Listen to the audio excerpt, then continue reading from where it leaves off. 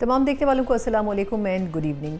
इस वक्त देखा जाए तो जितनी एफर्ट्स पिछले चंद माह के दौरान पाकिस्तान की तरफ से की गई अमेरिका और ईरान के मुआहदे को हतमी शक्ल देने में, एक एमओयू तक पहुंचने में, ऐसा लगता है कि शायद उसे किसी की नज़र लग गई। देखा जाए तो पाकिस्तान और तकरीबन बहुत से खलीजी ममालिक की बेपनाह एफर्ट्स थी, लेकिन पिछले चंद रोज़ के दौरान जो दोनों तरफ से यानी अमेरिका और ईरान की तरफ से बयानात आते रहे और उसके बाद बाकायदा एक दूसरे के ऊपर जो हमले किए गए हैं, उससे ऐसा लगता है कि सूरत हाल इतनी आसानी से बेहतर नहीं हो सकेगी। और ये भी बातें सामने आ रही हैं कि शायद फील्ड मार्शल आसिम मुनीर साहब को या प्राइम मिनिस्टर शहबाज शरीफ साहब को इस सूरत हाल में इंटरवीन करना चाहिए।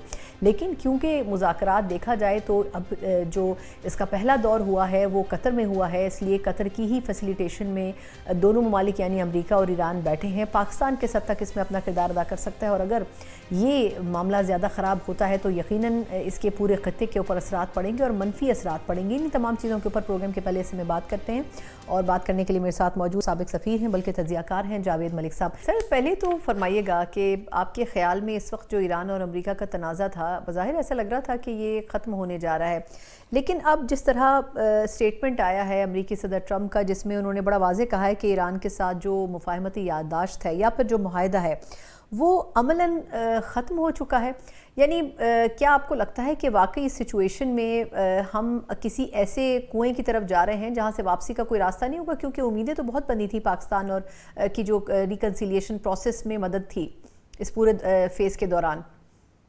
जी सना साहबा, थैंक यू वेरी मच। बिल्कुल उम्मीदें भी थी और हमें यकीन की हद तक उम्मीद थी, बिकॉज पाकिस्तान के पॉइंट ऑफ व्यू से अगर आप बात करें तो हमारी जो गवर्नमेंट है और हमारे फील्ड मार्शल साहब ने बिलखुसूस ज़ाती तौर पर बहुत ही सिंसियर एफर्ट्स किए कि इस मसले का हल तलाश किया जा सके, बिकॉज इसके जो असरात हैं वो न सिर्फ खित्ते पे बल्कि हमारे मुल्क पे भी थे। तो उम्मीद भी थी, यकीन की हद तक उम्मीद थी कि ईरानी जो अरबाब इख्तियार हैं वो इसके ऊपर पासदाराना इनकलाब हैं तो इस एमओयू की भी पासदारी करेंगे। लेकिन लगता यूं है सना साहिबा कि वहां पे जो डिसीजन मेकिंग है वो अभी भी ऐसी है कि जो लोग सामने आए, हमने देखा कि एमओयू हुआ, साइन हुआ, उनके प्रेसिडेंट की तस्वीर आई, उन्होंने ऐसे करके दिखाया, फिर स्विट्जरलैंड में मुलाकात हुई, फिर वो हमारे पाकिस्तान आए, आके अप्रिशिएट किया उन्होंने मसूद पेशकियान साहब ने। लेकिन जो आईआरजीसी है यानी वो तो लगता है कि वो इंटरेस्टेड नहीं है। हम उन्होंने टारगेट करना शुरू कर दिया ऐसे सिविलियन वेसल्स को जिसके ऊपर किसी पे कतर का फ्लैग लगा हुआ है, किसी के ऊपर थाईलैंड का है, किसी अनफॉर्चुनेट है कि आप सिविलियन टैंकर्स को जो कि ऑयल लेकर जा रहे हैं उनके ऊपर हमला कर रहे हैं। और अगर आप हमला करेंगे तो फिर कैसे एमओयू की पासदारी होगी? फिर न सिर्फ इतना कि जब उसके रिस्पांस में यूएस ने उनको अटैक किया तो फिर उन्होंने 80 के करीब टारगेट जो है वो बहरीन में किए हैं।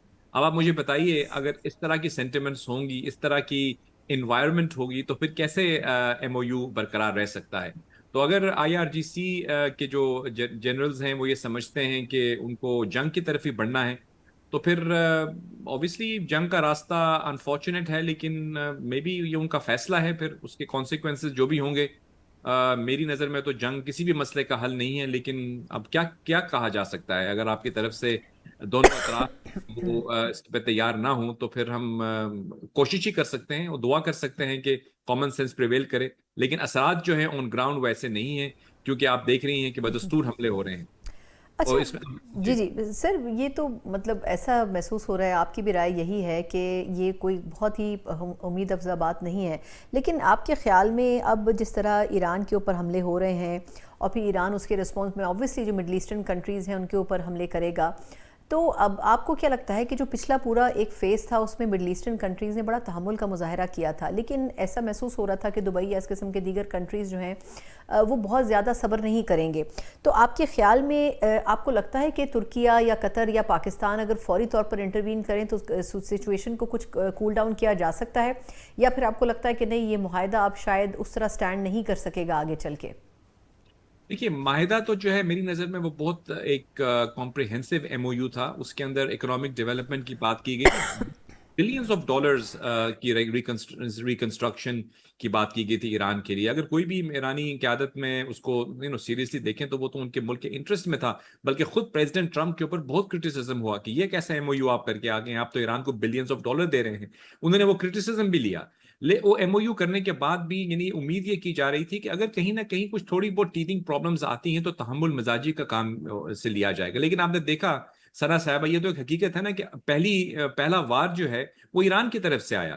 پہلے انہوں نے 5 دن پہلے ایک حملہ کیا, اس کے جواب میں پھر امریکہ نے ان کو کہا, انہوں نے کہا نہیں ہم یہاں پہ رک جاتے ہیں, ہم نے صرف رسپانس کیا ہے, ہم مزید نہیں کریں گے تو ہم بھی نہیں کریں گے. وہاں تک تو معاملات نیگوسیشن چل رہی تھی. لیکن پھر دوبارہ ہم نے دیکھا کہ کل جو ہے وہ دوبارہ سے ایران کی طرف سے IRGC کی طرف سے حملہ کیا گیا سویلین شپس پہ, یعنی وہ شپس جو کہ ایک پہ قطر کا جھنڈا لگا ہوا تھا. اب قطر جو اتنا کلیدی کردار ادا کر رہا ہے جو وہاں پہ مذاکرات کے لیے, آپ اس کی شپ پہ بھی اگر حملہ کر دیں گے تو پھر تو یہ ظاہر ہوتا ہے کہ سیریسنس نہیں ہے ایران کی طرف. وہ ابھی بھی جو ہے اس MOU کو اتنی وقت نہیں دے رہے جس طرح پوری دنیا تو ایک کیا کہتے ہیں سائے آف ریلیف لے رہی تھی کہ یہ MOU ہو گیا ہے, خطے میں امن ہوگا. لیکن مجھے لگتا نہیں ہے کہ ایران کی جو IRGC کے لوگ ہیں وہ غالباً اس MOU کو کوئی وقت دیتے ہیں.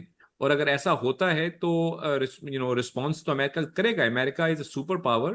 ایسا تو نہیں ہوگا کہ امریکہ جو ہے وہ چپ چاپ بیٹھا رہے گا اور حملے لیتا رہے گا. اور گلف ممالک کا جہاں تک تعلق ہے بہت ہی پیشنس اور تحمل مزاجی کا انہوں نے مظاہرہ کیا ہے. لیکن تحمل جو پیشنس ہوتی ہے اس کا بھی ایک حد ہوتا ہے. اگر کنٹینیوسلی اس طرح کے حملے ہوتے رہیں گے تو اللہ نہ کرے کہ یہ چیز آگے بڑھے.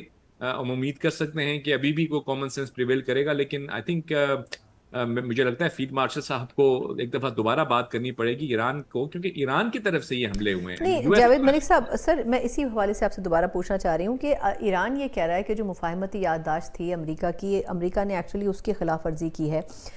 آپ کے خیال میں جو ابھی پچھلے کچھ دنوں امریکی صدر ٹرمپ جو سٹیٹمنٹ دے رہے تھے کہ جی یا تو معاہدہ کریں یا ہم آپ کو مکمل تباہ کر دیں گے, یعنی ان کی طرف سے جو ہارڈ سٹیٹمنٹس تھے وہ تو آ رہے تھے. اور مجھے یاد ہے کہ مطلب آپ نے بھی یقیناً دیکھا ہوگا کہ ایران نے یہ کہا تھا کہ مطلب اس طرح کے ماحول میں بات چیت نہیں ہو سکتی. تو آپ کو لگتا ہے کہ انہوں نے امریکہ کی طرف سے بیانات نے ایران کو اتنا اشتعال دلایا کہ ان کو اٹیکس کرنے میں پہل کرنی پڑی؟ دیکھیے جو اسٹیٹمنٹس پریزیڈنٹ ٹرمپ کی طرف سے آ رہی تھیں یقیناً ان کے الفاظ کا چناؤ صحیح نہیں تھا. ان کو ایسا نہیں کرنا چاہیے. آئی تھنک جب آپ نیگوسیشن کر رہے ہوتے ہیں تو وہاں پہ آپ کو کچھ چیزوں کو پینا بھی پڑتا ہے. آپ کو ایون اگر آپ کچھ فیل کر رہے ہوں آپ اس کو تھوڑا تحمل سے چلتے ہیں.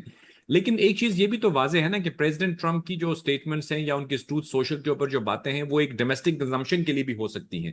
ان کے اوپر بہت کرٹیسزم اپنے ملک میں ہو رہا تھا کہ آپ بلینز آف ڈالرز کا جو MOU آپ نے سائن کیا ہے اس میں آپ تو کہہ رہے ہیں آپ اتنے بلین ڈالر ایران کے اثاثے کو جو ہے وہ آپ ان کو غیر منجمد کر دیں گے, انفریز کر دیں گے. تو ان کے اوپر بھی تو تنقید ہو رہی تھی نا ان کے ڈومیسٹک آڈینس. تو ہو سکتا ہے وہ ان کے لیے یہ اس قسم کی باتیں کر رہے ہیں. آن گراؤنڈ ہم کو تو چاہیے بجائے اسٹیٹمنٹس کو دیکھنے کے ہم اس MOU کی طرف دیکھیں.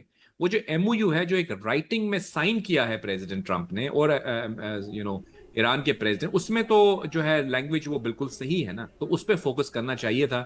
لیکن اب جو حملہ ہوا وہ انفارچونیٹ تھا اور حملہ کسی ملٹری ٹارگٹ پہ نہیں ہوا, وہ سویلین شپ پہ ہوا, ایک ایسی شپ کے اوپر جو کہ جا رہی تھی آئل اور گیس لے کر. تو اب آبنہ ہرمز سے اگر آپ گزرتی ہوئی شپس کو ٹارگٹ کریں گے اور آپ ایکسپیکٹ کریں گے کہ آپ کے اوپر رسپانس نہ آئے تو یہ تو تھوڑا میں سمجھتا ہوں ان ریئلسٹک ایکسپیکٹیشن ہے. تو ابھی آج بھی اگر آپ دیکھیں تو انہوں نے 3 شپس کو ٹارگٹ کیا میری انفارمیشن کے مطابق, جس میں ایک قطر کا جھنڈا تھا. یعنی قطر جو کہ میڈیٹر ہے, کو میڈیٹر ہے پاکستان کے ساتھ, اس کی شپ کو آپ ٹارگٹ کر دیتے ہیں. پھر تو یہ مطلب ایک سوالیہ نشان پیدا ہوتا ہے. اس کے پیچھے کیا محرکات ہیں ہمیں دیکھنا پڑے گا. I really don't know. اب اس طرح کی اگر ایکشنز ہوں گے تو رسپانس آئے گا. ون ہوپس میرے جیسے جو امن پسند لوگ ہیں ان کے لیے تو ایک طرح سے ڈپریشن کا سا ماحول ہے, کیونکہ ہم تو سمجھ رہے تھے کہ اس مسئلے کا حل جو ہے وہ مذاکرات اور ڈپلومیسی سے نکلے گا. لیکن جنگ جو ہے وہ آئی ڈونٹ تھنک کسی کے بھی انٹرسٹ میں ہے. اچھا, یہ جو ابھی نیٹو کے حوالے سے اجلاس کو اٹینڈ کیا امریکی صدر ٹرمپ نے, تو اس میں ترکی کے حوالے سے خاصی فیسیلیٹیشن ہم نے دیکھی ہے کہ ان کو دوبارہ F-35 پروگرام کا حصہ بھی بنایا جا رہا ہے. ان کو دیگر جو مراعات ہیں ان کے اوپر کچھ پابندیاں بھی اٹھائی جا رہی ہیں.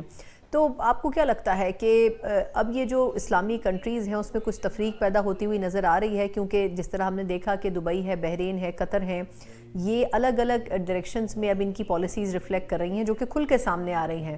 تو آپ کیا سمجھتے ہیں سر کہ جو خلیجی ممالک ہیں ان کے لیے بڑا کیا سیکیورٹی چیلنج ہو سکتا ہے ایک دوسرے کے حوالے سے بھی اور خاص طور پر ویسٹرن کنٹریز کے حوالے سے بھی؟ دیکھیے جی, جہاں تک ترکی آپ جانتی ہیں وہ نیٹو کے ممبر ہیں, اور میں آپ کو یہ بتاتا چلوں کہ as a student of diplomacy جتنی بھی دنیا کے ممالک ہیں وہ تمام یہ چاہتے ہیں کہ ان کی امریکہ کے ساتھ اچھی ریلیشن شپ ہو. पाकिस्तान की जो डिप्लोमेटिक वर्ल्ड ऑफ डिप्लोमेसी के स्टेज के ऊपर पाकिस्तान की जो एक पोजीशन में स्ट्रेंथ आई है, आज हम एक ग्लोबल मीडिएटर के तौर पर सामने आए हैं, इसकी भी एक बहुत बड़ी वजह यह है कि हमारी अमेरिका के साथ बहुत अच्छी रिलेशनशिप है। अगर हम अमेरिका को एंटेगनाइज करेंगे, अमेरिका के साथ हमारी रिलेशनशिप अच्छी नहीं होगी, तो पाकिस्तान को वो पजीराई नहीं मिलेगी जो आज पाकिस्तान को मिल रही है। पाकिस्तान चाइना के साथ भी, अमेरिका के साथ भी और गल्फ के साथ भी एक अच्छी रिलेशनशिप चाहता है और उसके ऊपर सीरियस स्टेप्स ले रहा है। इसी तरह जो तुर्की का आपने जिक्र किया, तुर्की भी अमेरिका के साथ एक मुस्बत रिलेशनशिप चाहता है। आपको याद होगा प्रेसिडेंट ट्रंप की जो पिछली स्टेटमेंट थी, उन्होंने कहा था कि president Erdogan is one of my best friends, good friends. President Erdogan भी अच्छी बात करते हैं उनके बारे में। कोई भी दुनिया का मुल्क ऐसा नहीं है जो अमेरिका के साथ एक कॉन्फ्रंटेशनल रिलेशनशिप रख के ये समझता हो कि वो एक पावर बनेगा। तो इवन चाइना के जो प्रेसिडेंट शी, वो भी जब गए तो उन्होंने बड़ी कोर्डियल एनवायरनमेंट में ये डिसाइड किया कि अमेरिका और चाइना मुस्तकबिल में कॉन्फ्रंटेशन नहीं करेंगे बल्कि एक मैनेज्ड कंपटीशन करेंगे। तो मैं समझता हूं कि अमेरिका के साथ आपको अच्छी रिलेशनशिप ही रखनी चाहिए। रहा सवाल गल्फ ममालिक का, तो सना साहबा, गल्फ के जो ममालिक हैं उनका एक बहुत क्लियर और वाज़े मॉडल है। वो इकोनॉमिक प्रॉस्पेरिटी, प्रोग्रेस पर यकीन रखते हैं। अल्लाह ताला ने जो उनको रिसोर्सेज दिए हैं गैस और तेल की शक्ल में, उन्होंने उसको पॉजिटिवली यूटिलाइज करके एक ऐसा सक्सेसफुल मॉडल बनाया है जो आप 57 मुस्लिम ममालिक को देख लें तो उनमें से एक यूनिक पोजीशन रखता है। चाहे यूएई हो, चाहे कतर हो, चाहे सऊदी अरेबिया हो, बहरीन हो, कुवैत हो, यहाँ पे आप देखिए कि ये अमन पसंद मुल्क है। ये इकोनॉमिक प्रॉस्पेरिटी, डेवलपमेंट, इस पर यकीन रखते हैं। और यहाँ पे 5 मिलियन से ज्यादा पाकिस्तानी रहते हैं, काम करते हैं, बिजनेस करते हैं। दुनिया भर के तकरीबन 200 नेशनैलिटीज के लोग यहाँ पे आते हैं। इसलिए आते हैं कि एक ऐसा मॉडल उनको नजर आता है जहाँ पे उनको अपनी जिंदगी को बेहतर करने के मौके फराहम किए जाते हैं। तो उनका तो तमाम अपनी इकोनॉमिक डेवलपमेंट पे है। उन पे जब हमले किए जाते हैं तो ये एक नाजायज एक्ट है और वो उसके दिफा के लिए अपने आप के अगर किसी के साथ डिफेंस पैक्ट करेंगे या एग्रीमेंट करेंगे तो ये इनका पूरा पूरा हक है, क्योंकि वो अपने इस मॉडल को, जिसको उन्होंने बहुत मेहनत से तश्कील दिया है, उसको वो प्रोटेक्ट करना चाहते हैं। अच्छा, एक और अहम पहलू सिर्फ पाकिस्तान के हवाले से, आपके ख्याल में, जिस तरह आपने भी पहले भी गुफ्तगू में कहा कि फील्ड मार्शल साहब को शायद एक मरतबा और ईरान के साथ बातचीत करनी पड़ेगी, लेकिन इस वक्त पाकिस्तान के ऊपर कितनी जिम्मेदारी आप देख रहे हैं, क्योंकि दोनों तरफ पाकिस्तान का ताल्लुक भी है और दोनों तरफ पाकिस्तान की तारीफ भी हो रही है, लेकिन बैलेंस रखना इसमें कितना ज़रूरी होगा पाकिस्तान के लिए? देखिए, बैलेंस रखना तो अच्छी बात है। Diplomacy is based on balance and equilibrium. लेकिन देखिए, जब आप एक चीज सही है उसको आप सही कहें, जो गलत है उसको गलत कहना चाहिए। क्योंकि देखिए, अभी हमने देखा कि जैसे मैं आपको कह रहा हूं कि रेटरिक या इस किस्म के जो जारहाना अल्फाज का इस्तेमाल प्रेसिडेंट ट्रंप की तरफ से हो या IRGC की तरफ से हो, जो दानिशमंद लोग हैं, जो डिप्लोमैट्स हैं, वो उनको इग्नोर करके रियलिटी पे फोकस करते हैं। और हमारे सामने एक मरबूत MOU मौजूद था। इस MOU के अंदर अगर आप फोकस देखेंगी तो उसके अगर बहुत से जो इंडिपेंडेंट एनालिस्ट हैं वो तो ये कह रहे हैं कि ये तो ईरान के फेवर में था, यानी US के ऊपर यानी प्रेसिडेंट और उनकी टीम पे क्रिटिसिज्म हुआ बहुत ज्यादा कि ये आप क्या साइन कर दिया आपने। लेकिन उसके बावजूद अगर आप उस MOU के बावजूद अगर आप यानी अमन का रास्ता नहीं इख्तियार करना चाहेंगे, तो मैं समझता हूं कि पाकिस्तान जितनी मर्जी भी कोशिश कर ले, वो फिर आई थिंक वो रायगा जाएगी। क्योंकि देखिए, जो पार्टीज हैं उनको आपस में अंडरस्टैंडिंग डेवलप करनी है। पाकिस्तान कोशिश कर सकता है, पाकिस्तान सिंसियर एफर्ट्स कर सकता है, वो दोनों को मुज़ाकरात के टेबल पे ला सकता है जो वो लेकर आया। लेकिन अब आपस में अगर उनकी अंडरस्टैंडिंग डेवलप नहीं होती तो इसकी जिम्मेदारी पाकिस्तान पे नहीं हो सकती। पाकिस्तान ने तो एक डिप्लोमेटिक कैपिटल पे किया है। इवन बहुत से हमारे ऐसे एलाइज हैं जिनके साथ ऑब्वियसली उनका मौक़िफ़ डिफरेंट था, लेकिन हमने एक पाकिस्तान की तरफ से जो एक स्ट्रेटजी अपनाई गई वाइडर नेशनल इंटरेस्ट में भी और रीजनल इंटरेस्ट में भी, वो तभी मुमकिन है कि वो एक परवान चढ़ सके जब दोनों अतराफ के दरमियान वो मौजूद अंडरस्टैंडिंग बरकरार रहेगी। अब अगर आप एक तरफ हमले करेंगे और फिर एक्सपेक्ट करेंगे कि अमेरिका रिस्पॉन्ड ना करे, तो फिर ये तो अनरियलिस्टिक है। यानी आप एक सुपर पावर है अमेरिका, वो चुप करके तो नहीं बैठा रहेगा। बहुत बहुत शुक्रिया। जावेद मलिक साहब हमारे साथ मौजूद थे, साबिक सफ़ीर और तज्ज़ियाकार। यकीनन पाकिस्तान के पास एक बेहतर अपॉर्चुनिटी है मसाइल को टेक ओवर करने की, लेकिन अब देखना होगा कि खुद आया ईरान और अमेरिका इस हवाले से कितना अपना कंसेंसस बिल्डअप कर पाते हैं। एक मुख्तसर से वक्फे के बाद कुछ सियासी डेवलपमेंट्स के ऊपर बात करेंगे। Welcome back. जहां हमने बात की इंटरनेशनल इस वक्त जो सिचुएशन है, जो माहौल है, उसमें पाकिस्तान की कामयाबियां अपनी जगह, लेकिन इस वक्त देखा जाए तो बड़ी इंटरेस्टिंग खबरें पाकिस्तान के अंदर की सियासत से आ रही हैं। एक तरफ मुज़ाकरात की बात होती है, अपोजिशन ये चाहती है, हुकूमत ये चाहती है बातचीत हो, लेकिन वो बातचीत शुरू नहीं हो पाती। फिर हम देख रहे हैं कि अदालतों में केसेस भी लग रहे हैं पाकिस्तान तहरीक इंसाफ जैसी अपोजिशन की सबसे बड़ी जमात की, लेकिन उनकी कोई ख़ास होप्स मौजूद नहीं है। और दूसरी तरफ जो खबरें आ रही हैं खैबर पख्तूनख्वा से, वो सिक्योरिटी मसाइल से ज़्यादा खुद आपसी जो टूट फूट है पीटीआई की, वो भी अब खुलकर सामने आ रही है। और इस पूरे माहौल में आज़ाद कश्मीर और इससे पहले गिलगित बल्तिस्तान के जो इंतखाबात थे, वो भी अपनी मिसाल आप थे कि किस तरह वफाक के अंदर मुस्लिम लीग नून की हुकूमत रही और उसके बावजूद जीबी में पाकिस्तान पीपल्स पार्टी हुकूमत बनाने में कामयाब हो गई। और आज़ाद कश्मीर में भी कुछ ऐसा ही महसूस होता है। इन तमाम चीज़ों के ऊपर हम ज़रा इंटरेस्टिंग सियासी तज्जिया लेने की कोशिश करेंगे। मेरे साथ मौजूद हैं ना सिर्फ ये कि सीनियर हैं, बल्कि उनकी जो तज्जियाती गुफ्तगू है वो भी हम अक्सर व बेशतर सुनते हैं। मोहम्मद अली दुरानी साहब मेरे साथ मौजूद है। दुरानी साहब, आपके वक्त का बहुत शुक्रिया। सर, आप इन तमाम सियासी जमातों को माजी से जानते हैं और इस वक्त भी जो कुछ हो रहा है आप उसको बखूबी समझते हैं। पहले तो ये फरमाइएगा कि ये जो मुज़ाकरात की बात दोनों कर रहे हैं, यानी अपोजिशन और गवर्नमेंट, एक्चुअली इसमें सिंसियरिटी किसके पास है? प्राइम मिनिस्टर साहब फ्लोर ऑफ द हाउस कह रहे हैं कि मैं मुज़ाकरात करता हूँ और आए हम बैठते हैं, लेकिन वो ना कोई बैठता है ना बातचीत होती है। बिस्मिल्लाह। देखिए, मुज़ाकरात जो होते हैं वो सियासी पार्टियों के दरमियान, वोट के दरमियान, हुकूमत इस वक्त जो है वो भी एक रोबोटिक गवर्नमेंट है और opposition जो इस वक्त पार्टी भी रखा। क्योंकि अगर आप अपोजिशन को देखें तो जो पार्लियामेंट में मौजूद लोग हैं वो तो ट्राइंग इसी तरह हुकूमत जो है वो तो आई ही, मतलब एक 47 पे समझ लें या एक मैकेनिज्म के तहत आई हुई हुकूमत है। तो इसलिए वो तो अगर हुकूमत मुज़ाकरात शुरू करती है तो उसके नतीजे में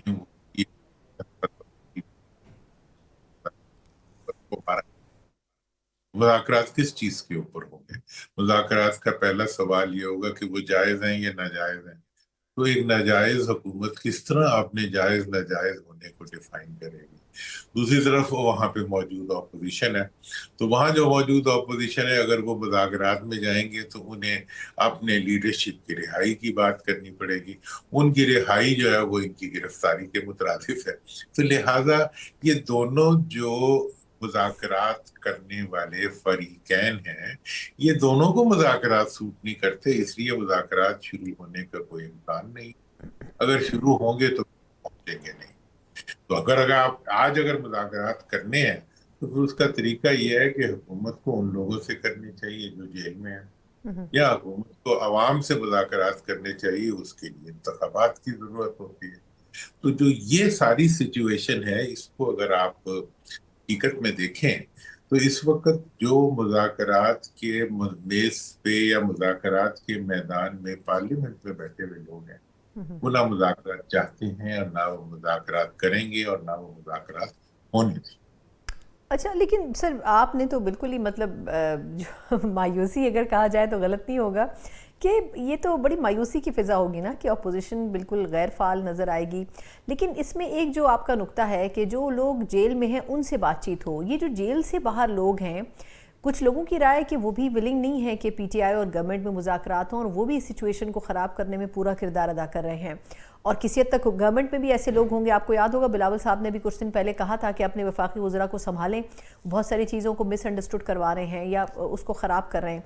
तो आपके ख्याल में क्या वाकई पीटीआई भी हाईजैक हो गई है उन लोगों से जो कि इस वक्त जेलों से बाहर मौजूद हैं और पीटीआई के नाम के ऊपर काम कर रहे हैं?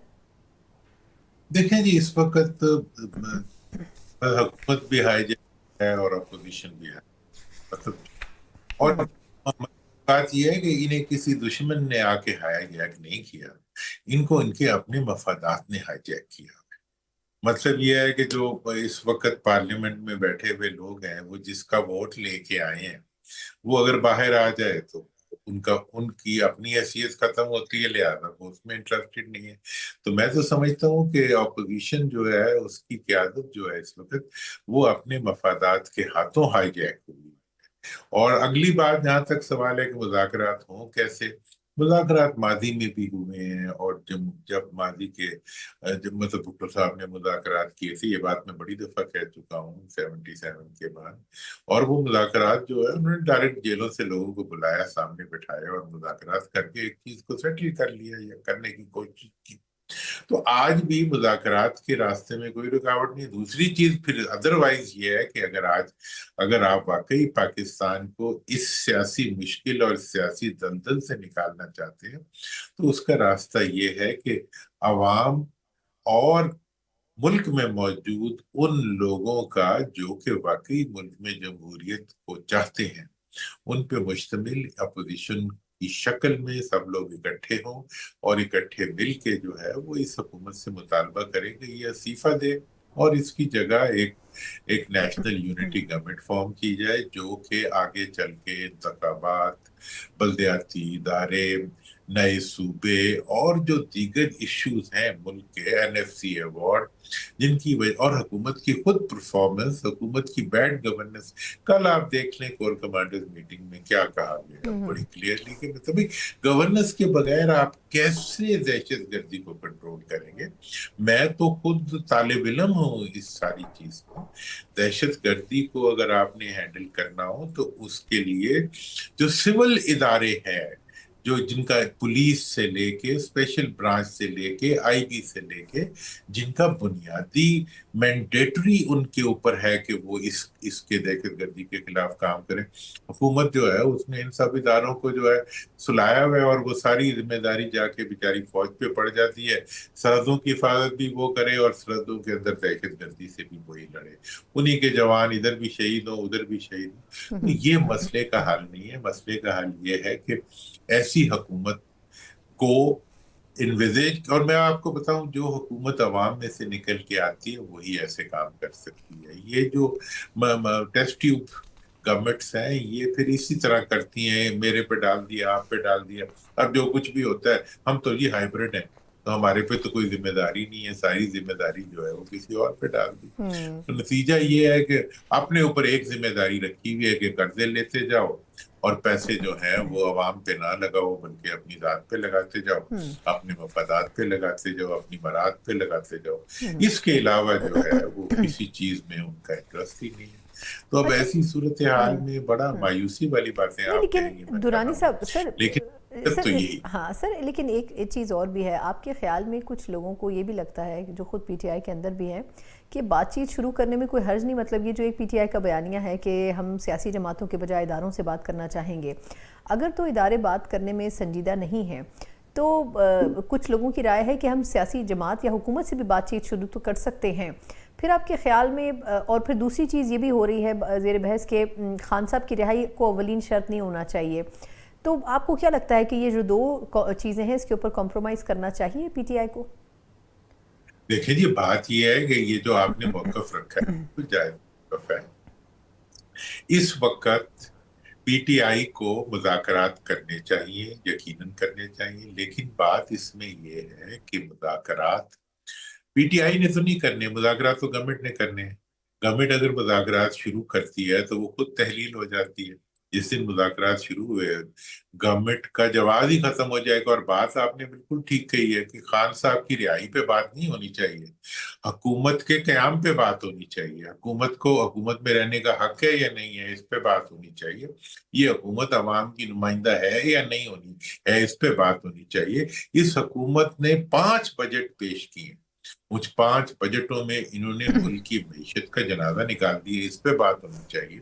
इन्होंने मुल्क की दिफा को, जिसने के वो अफवाज और वो पाकिस्तान के अवाम जिन्होंने अपने एकता के जरिए जो है अपने से कहीं बड़े दुश्मन को मार्का हक में पसपा किया, दुनिया के अंदर जो है वो मफाहमत की लिए मार्का अमन के अंदर एक किरदार अदा किया। उस सब की मौजूदगी में हुकूमत ने अवाम से क्या सलूक किया हुआ है। अवाम को बिजली देख लें किस भाव मिल रही है, अवाम को पेट्रोल किस भाव मिल रहा है, अवाम को गैस किस भाव मिल रही है, अवाम की तो गंदम तक इन्होंने चोरी करवा दी।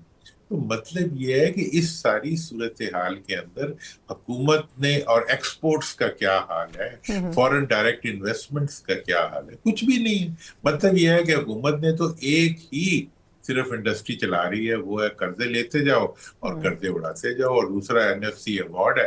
एनएफसी अवार्ड जो है वो सूबों ने अपनी ऐशी के लिए रखा हुआ नहीं, है। लेकिन अवाम सर पे ये तो जो लगाते एनएफसी नहीं है। वाली बात आपने की है, तो अभी वो जो अंडरस्टैंडिंग एक म्यूचुअल हुई है पीपल्स पार्टी और नून लीग की, कि वो एनएफसी कोई साइडलाइन करके उन्होंने कुछ अपना एक अंडरस्टैंडिंग कर ली। 28वीं तरमीम की बात हो रही थी, लेकिन मेरा ख्याल है कि अब उसके ऊपर बहुत ज़्यादा काम नहीं हो सकेगा। मुस्तफ़ा कमाल साहब जो हैं वो भी ये फरमा रहे हैं कि जी पिछला मसला भी जो 18वीं तरमीम का था वो ये नहीं था कि बनाई क्यों, बल्कि उसके ऊपर अमल दरामद असल मसला था। तो आपके ख्याल में जब तक ये अंडरस्टैंडिंग के तहत सियासी जमातें काम करेंगी तब तक बेहतरी तो फिर आ नहीं सकेगी सिस्टम में? देखिए, सियासी जमातें तो है नहीं। एक तरफ तो दो खानदान है, उनकी मरूसियत है, उनकी आमरीत है, उनका सब कुछ है।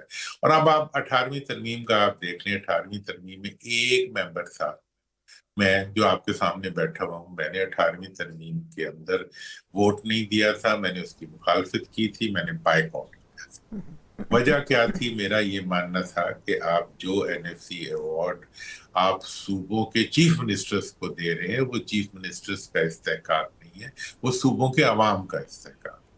और जो ये अमाउंट आप बढ़ा रहे हैं, तो ये बढ़ी हुई अमाउंट के लिए सूबों को पाबंद करें कि वो इसको इजलास, जिलों, तहसीलों और बल्दियाती इदारों तक लेके जाएं। आज तक खरबों जो रुपीज हैं वो चले गए हैं सूबों के पास, और किसी को पता नहीं वो कहाँ गए हैं। वो गाड़ियां खरीदने में लगे हैं, हेलीकॉप्टर खरीदने में लगे हैं, जहाज खरीदने में लगे हैं, या वो लांचों में भर के बाहर चले। तो ये तो अब सारी सूरत हाल है। इस सूरत हाल में आप इन दोनों पार्टियों का आपस में बात करना और इनकी क़यादत का कुछ कहना, जो कि वैसे ही 3 लेग रेस कर रहे हैं, आपस में टांग बांधी हुई है, इकट्ठे भागे जा रहे हैं। इनकी सिमत जो है वो सिर्फ मुल्क को लूटना है, और इनकी सिमत में अपने बच्चों को और अपने खानदान को इक़्तिदार में लाना है, और इसके अलावा कुछ नहीं है। मुल्क के नाम पे कर्जे लेने हैं, अवाम को रहन रखना है, और अवाम की जेबों से जो कुछ मुमकिन हो सकता है वो निकाल लेना है। तो इस एजेंडे के ऊपर जो हुकूमत चल रही है, जो पार्टियां चल रही हैं, उनसे क्या खैर निकलेगी? और फिर ऊपर से जो कहते हैं जी, वो सोने पे सुहागा जिसे कहते हैं, वो ऊपर से मुंतखब भी नहीं। मतलब ये है कि मैं आपको शर्तिया कहता हूं कि अगर ये सब लोग बगैर किसी सपोर्ट मैकेनिज्म के अवाम में चले जाएं, तो ये जलसा भी नहीं कर सकते। और अब तो क्या हाल है कि जनाब इन्होंने मतलब जीबी से लेके कश्मीर तक को जो है इन्होंने तख्ता मश्क बना लिया। ये मतलब ये है कि ये आपको पता है, गिलगित बल्तिस्तान ने आजादी के वक्त अपनी जोर से अपने आप को पाकिस्तान में शरीक कराया था। आजाद कश्मीर का जो इलाका आजाद हुआ है, वो कश्मीरियों ने और ट्राइबल्स ने खुद लड़के आजाद कराया था। उस वक्त का तो कोई गवर्नमेंट सपोर्ट नहीं थी उनको। अब ये इलाके जो हैं, इन इलाकों के ऊपर पाकिस्तान, और आपको ये भी बता दूं कि इंडियन ऑक्युपाइड कश्मीर में भी उनकी इंडियन पार्टीज मौजूद नहीं है। और यहाँ पे इन्होंने ये फार्मूला बनाने की कोशिश की है कि जी जिसकी हुकूमत पाकिस्तान में होगी, या पाकिस्तान जिसको चाहेगा वही जेबी में भी हुकूमत बनाएगा, वही कश्मीर में भी हुकूमत बनाएगा। क्या जुल्म है यार! वो अपनी हुर्रियत के लिए लड़ने 78 साल से पाकिस्तान का झंडा और पाकिस्तान की मोहब्बत के नाम पे जो है वो जाने कुर्बान कर रहे हैं। उनको आप ये मैसेज दे रहे हैं कि हम तुम्हें इतना भी हक नहीं देंगे कि तुम अपनी मर्जी लोग अपने में। बिल्कुल ठीक। चलिए सर, ये तो आज़ाद कश्मीर के इलेक्शन से वाज़ेह होगा, लेकिन सियासी जमातें सभी अपना गेम भरपूर तरीके से प्ले कर रही हैं। बहुत बहुत शुक्रिया मोहम्मद अली दुरानी साहब सर आपके वक्त के लिए। एक मुख्तसर वक्फा, और जहां हमने जो सियासी तब्दीलियां हैं उसके ऊपर बात की है, वहीं एक मरतबा पाकिस्तान का بین الاقوامی منظرنامے میں کردار اور خاص طور پر آنے والے وقت میں جو تبدیلیاں تیزی سے رونما ہو رہی ہیں کیا پاکستان کے لیے مشکلات کا باعث بن سکتی ہیں؟ اس پہ بات کرتے ہیں بریک کے بعد ایک بار پھر آپ کو خوش آمدید کہتے ہیں۔ جس طرح ہم نے پروگرام کے آغاز میں ذکر کیا، پاکستان کے منظرنامے میں تبدیلیاں اور ذمہ داریوں کے حوالے سے کچھ دفاعی لحاظ سے بھی اس کے اوپر بات کریں گے۔ بات کرنے کے لیے میرے ساتھ پروگرام کے سیگمنٹ میں موجود ہیں سینئر دفاعی تجزیہ کار بریگیڈیئر ریٹائر بابر علاؤدین صاحب۔ بابر صاحب، سر آپ کے وقت کا بہت شکریہ۔ سر ویسے سفارتی محاذ کے اوپر کیا پاکستان کو کرنا چاہیے، یہ تو ہم نے پروگرام کے آغاز میں ڈسکس کیا ہے، لیکن آپ کیا سمجھتے ہیں کہ یہ جو لفظی جنگ امریکہ اور ایران کے درمیان شروع ہوئی اور اب باقاعدہ یہ ایک دوسرے کے اوپر حملے بھی کر رہے ہیں، تو اب کیا سمجھنا چاہیے کہ جو مذاکرات تھے وہ کہاں پر سٹینڈ کرتے ہیں؟ بہت شکریہ جی۔ جہاں تک ان سٹیٹمنٹس کا تعلق ہے، یہ آتے رہیں گے، یہ ڈے ون سے آ رہے ہیں، اور میرا تو ڈے ون سے ایک نقطہ نظر یہی ہے، اور بہت سارے مبصرین کا بھی یہ ہے کہ جتنا یہ ڈیپ روٹیڈ ان کی آپس میں اینیمیٹی پچھلے 5 دہائیوں سے ہے، اتنا آسان نہیں ہوتا دلوں کو صاف کر لینا اور وہ دلوں سے نکالنا۔ یہ مذاکرات بھی چلیں گے، ساتھ ساتھ ایک ان ایزی سا پیس بھی رہے گا، اور یہ بیانات تو ڈیفینیٹلی ڈونلڈ ٹرمپ کی عادت ہے، وہ اس طرح کے بیانات دیتے رہتے ہیں، ان کے بیانات کو بہت سیریس لینا بھی نہیں چاہیے، اور صبح کچھ دیں گے، شام کو خود ہی اس کے الٹ کر دیں گے، وہاں سے پاسداران انقلاب بھی پھر اس کا جواب دیتے ہیں، آپ نے دیکھا ہوگا جواب اس کا انہی کی طرف سے آتا ہے۔ تو یہ اپنے اپنے جو ڈومیسٹک آڈینس ہوتے ہیں ان کو بتانے کے لیے اس طرح کے بیانات ضروری ہوتے ہیں، کیونکہ اس کی ریزن یہ ہے کہ امریکہ میں ایک یہ تاثر پایا جاتا ہے کہ امریکہ کو اس جنگ میں کامیابی حاصل نہیں ہوئی، اپنے اہداف حاصل نہیں کر سکا، تو یہ ہر وقت ڈونلڈ ٹرمپ کے بیک آف دی مائنڈ پہ رہتا ہے، ان پہ پریشر بھی بہت ہے۔ دوسری طرف ایران جو ہے وہ ہر وقت دعویٰ کرتا ہے کہ انہوں نے کامیابی حاصل کی ہے، فتح حاصل کی ہے، اور ایران کے اس موقف کی بائی اینڈ لارج دنیا میں کافی حد تک پذیرائی بھی ہے، لوگ بھی اس کو سمجھتے ہیں کہ ایران امریکہ کے ہاتھوں زیر نہیں ہوا۔ تو اس وجہ سے ڈومیسٹک آڈینس کے اس طرح کے بیانات تو آتے رہتے ہیں۔ ٹیکنیکل لیول ٹاک جو تھے ان کے فرسٹ راؤنڈ تو ہم نے دیکھا قطر میں ہوا، ابھی دوسرا راؤنڈ نیکسٹ ویک ایکسپیکٹڈ ہے، یہ بھی خبریں آ رہی ہیں شاید اسلام آباد میں ہو۔ بیچ میں جو کہ آیت اللہ علی خامنائی کی تدفین کے سلسلے میں ایرانینز وہاں پر بزی ہیں 9 تک، تو اوور آل ابھی تک ہمیں پر امید رہنا چاہیے ان بیانات کے باوجود یہ مذاکرات آگے بڑھیں گے، اور اس لیے بڑھیں گے کہ یہ امریکہ کو بھی پتہ ہے کہ مزید جنگ وہ نہیں کر سکتا، ایران کو بھی پتہ ہے کہ اس نے بھی بات چیت کی طرف ہی آنا ہے تاکہ اپنے لیے کچھ حاصل کر سکیں۔ اور جو ایم او یو میں 14 پوائنٹ کی بات کی گئی تھی ان میں اگر دیکھیں تو آلموسٹ سارے کے سارے پوائنٹ ایران کے لیے ایک قسم کی، میں اس کو یہ کہوں گا کہ ان کی یہ کامیابی ہے، اس میں تمام وہ پوائنٹس ہیں جو کہ ایران کہتا رہا ہے، اور امریکہ کے لیے بھی چلے کچھ نہ کچھ وہاں پر کیری آن کرنے کو ہے، بٹ اوور آل اس طرح کے مذاکرات، اس طرح کے تنازعات میں اور اس طرح کی لیڈرشپ کے ہوتے ہوئے یہ کوئی چمبے کی بات نہیں ہے کہ ہمیں ایکسپیکٹ کرنا چاہیے کہ یہ مذاکرات بھی ہوں گے اور اس طرح کی آپس میں بیان بازی بھی چلتی رہے گی صرف پوائنٹ سکورنگ کے لیے۔ یہ بھی فرمائے گا کہ ایک طرف یہ محسوس ہو رہا ہے کہ امریکہ یہ بیان دے رہا ہے کہ یا تو آپ معاہدہ کر لیں یا پھر ہم آپ کو تباہ کر دیں گے، جبکہ ایران بھی یہ بات کر رہا ہے کہ ایسی سچویشن میں تو مذاکرات نہیں ہو سکتے ہیں۔ تو آپ کیا سمجھتے ہیں کہ ایک طرف تو شروع اس پورے فیز میں ہی ایران نے ایک دباؤ برقرار رکھا، لیکن ایران کو دیکھ کر ایسا محسوس ہوتا تھا کہ امریکہ شاید زیادہ ولنگ ہے مذاکرات کی کامیابی کے لیے، تو آپ نہیں سمجھتے کہ کیا ایسی سچویشن میں اگر امریکہ بھی منحرف ہو گیا تو یہ مذاکرات مکمل طور پر ڈی ریل ہو جائیں گے؟ قطر میں فرسٹ راؤنڈ ہوا ہے جی، پاکستان بینگ اے میڈیٹر بیچ میں شامل ضرور ہے، اور جیسے میں نے کہا کہ ابھی خبریں یہ آ رہی ہیں کہ نیکسٹ راؤنڈ شاید اسلام آباد میں ہو، تو پاکستان بالکل انوالو ہے، اور جو ایران والی بات آپ نے بالکل ٹھیک کی ہے، اور اس میں ہمارے آرمی چیف کا بنیادی طور پہ بہت کردار رہا ہے۔ ایرانی لیڈرشپ کو پرسوٹ کرنے میں آپ کو بھی لچک دکھانی پڑے گی، لچک کے بغیر کوئی بات چیت کامیاب نہیں ہوتی، آپ کو اپنے جو ایکسٹریم پوزیشن سے تھوڑا سا پیچھے ہٹنا پڑے گا، اسی میں آپ کا فائدہ ہے، ادروائز آپ کچھ بھی گین نہیں کر سکیں گے۔ اور اس کے بعد آپ نے دیکھا کہ کچھ پوائنٹس کے اوپر ایران نے لچک دکھائی، جیسے ان کا نیوکلیر پروگرام ہے، اور آپ نے ہورمز بھی راضی ہو گے کہ وہاں پر اس کی ناکہ بندی امریکہ ختم کرے تو ہم بھی کر دیتے ہیں، تو کسی حد تک تو وہاں پر تھوڑی بہت فلیکسیبلٹی نظر میں آتی ہے، لیکن وہ جو میں نے پہلے کہا کہ ان کا ایک سٹانس ہے لاسٹ 47-48 ایئر سے، اس کو تھوڑا بہت تبدیل ہونے میں وقت تو لگے گا۔ اور جہاں تک اس چیز کا تعلق ہے کہ ڈی ریل ہونے کا، امریکہ کا یہ کہنا کہ یا ایران سے کچھ حاصل کر لیں گے یا تباہ کر دیں گے، اس کو پتہ تباہ نہیں کر سکتا۔ آپ نے پچھلے 3 دن سے ہم سب مناظر دیکھ رہے ہیں تہران میں، اور 9 تک دیکھتے رہیں گے کہ ایک ایسی شخصیت جس کو امریکہ نے شہید کیا بے ایمانہ طریقے سے اور جشن منایا اور کہا کہ وہاں پر ہم نے رجیم چینج کر دیا، اسی شخص کے جنازے میں کروڑ سے زیادہ لوگ آپ کو نظر آ رہے ہیں. تو یہ تو ایک ثبوت ہے کہ ایران کو آپ اس طریقے سے ختم دور کی بات ہے، ان کو شکست بھی ایسے نہیں دے سکتے بیکاز وہ ایک یونائٹڈ ریزیلینٹ قوموں کے سامنے آئے ہیں. تو امریکہ کو پتہ ہے کہ اس طریقے سے جنگ نہیں جیت سکتے. ایران کو بھی باور کرانے کی کوشش کیا کہ صرف میزائل رکھ کے آپ بھی کسی قسم کی اس طرح کی کامیابی حاصل نہیں کر سکتے. تو میرا خیال دونوں تو ریئلائزیشن تو ہے، بٹ یہ آپ کی بات ٹھیک ہے، اس طرح کے بیانات سے تھوڑی بہت بدمزگی پیدا ہوتی ہے، اس سے وہ انتھوزیزم نہیں رہتا. دونوں کو چاہیے اس طرح کے بیانات سے گریز کرے، کیونکہ اگر آپ نے صرف بیانات کی حد تک بیان دینا ہے تو پھر وہ تھوڑی دیر خاموشی اختیار کر لیں. At the end of the day دونوں کے لیے کچھ نہ کچھ ون ون سچویشن ہوگی. جا کے ڈومیسٹک آڈینس کو بتاتے رہیں اور وہاں پر جو پوائنٹ سکورنگ کرنی ہے کر لیں.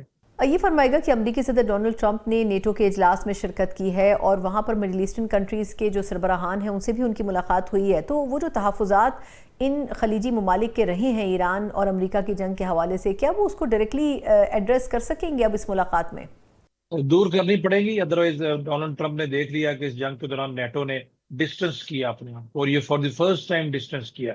بہت بڑا سیٹ بیک تھا امریکہ کے لیے. یورپین اتحادیوں نے بھی ڈسٹنس کیا. امریکہ کے پاس آپشن نہیں ہے نیٹو کے ساتھ مل کے چلنے کے بغیر، ادروائز وہ اپنے اسٹریٹجک گیم جو ہیں پورے کے پورے ساؤتھ ایشیا میں ایون یورپ میں بھی حاصل نہیں کر سکتا. اس لیے اس کی مجبوری ہے. اور وہاں پر جب وہ گئے ہیں تو ڈیفینیٹلی جو آپ پوائنٹس کہہ رہی ہیں ان پہ بات چیت تو ہوگی، اور ڈونلڈ ٹرمپ کو یہ ریئلائز کرانے کی کوشش کی جائے گی کہ ایران کے خلاف آپ کی جنگ جو تھی وہ مناسب نہیں تھی. اس سے پوری دنیا میں کافی حد تک ایک تلاطم سا برپا ہوا ہے اور آپ بھی وہ حاصل نہیں کر سکے.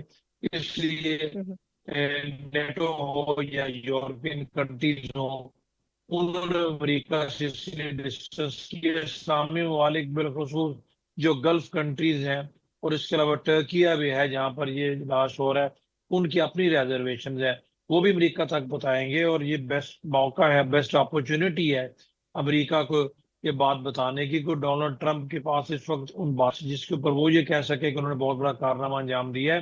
چاہے نیٹو کو وہ حال ہی میں کچھ اچھے الفاظ میں یاد نہیں کرتے رہے، لیکن ان کی شخصیت کا خاصہ ہے کہ لوگوں کو اس طرح کی باتوں سے، اس طرح کے القابات سے وہ بلاتے ہیں جس سے ان کے لیے آپ خود بھی ہزیمت پیدا ہوتی ہے. اور یہ بھی خبریں آ رہی تھی پچھلے دنوں میں کہ شاید اسرائیل اور ترکیہ کی بھی کوئی کشیدگی کی بات چیت سننے میں آئی. تو وہ بھی ایک پوائنٹ آف کنسرن ہے کیونکہ ترکیہ ظاہر نیٹو کا حصہ ہے، تو ممکن ہی نہیں ہے اسرائیل ترکیہ سے اس طرح کی کوئی کشیدگی مول لے. تو سارے کی ساری باتیں جو ہیں یہ زیر بحث تو ڈیفینیٹلی ہیں.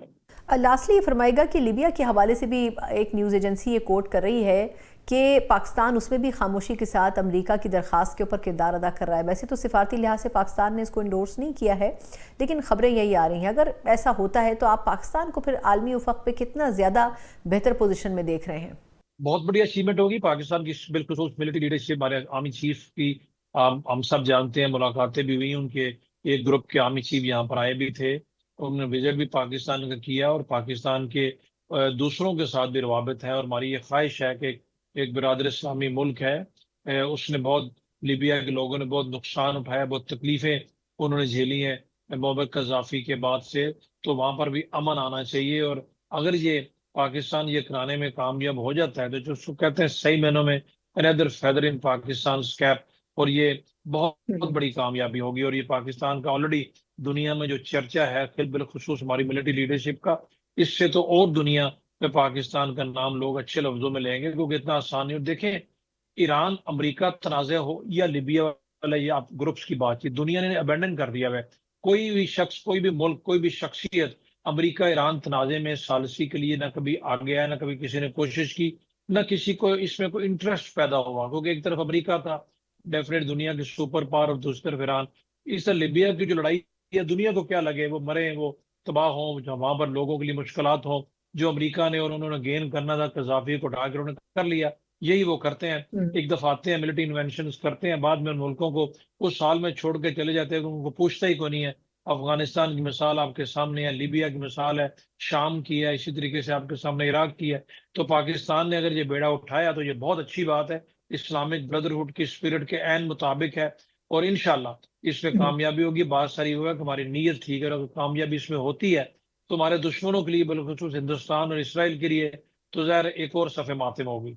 बहुत बहुत शुक्रिया ब्रिगेडियर रिटायर बाबर अलाउद्दीन साहब, सीनियर दिफाई तजियाकार हमारे साथ थे। और यकीनन पाकिस्तान जहां ईरान के लिए सालिसी में बढ़ चढ़ कर किरदार अदा करता रहा है, वहीं अगर किसी दूसरे मुल्क के मसाइल, ख़ास तौर पर जिसका लीबिया का जिक्र हम कर रहे हैं, अगर वहाँ पर भी या इस किस्म के दीगर इशूज़ में भी बैनुल-अक़वामी सतह के ऊपर कामयाबी हासिल करता है, तो यकीनन सिफारती लिहाज से भी पाकिस्तान की जो पोजीशन है वो ना सिर्फ खत्ते में बल्कि पूरी दुनिया में बहुत मजबूत होगी।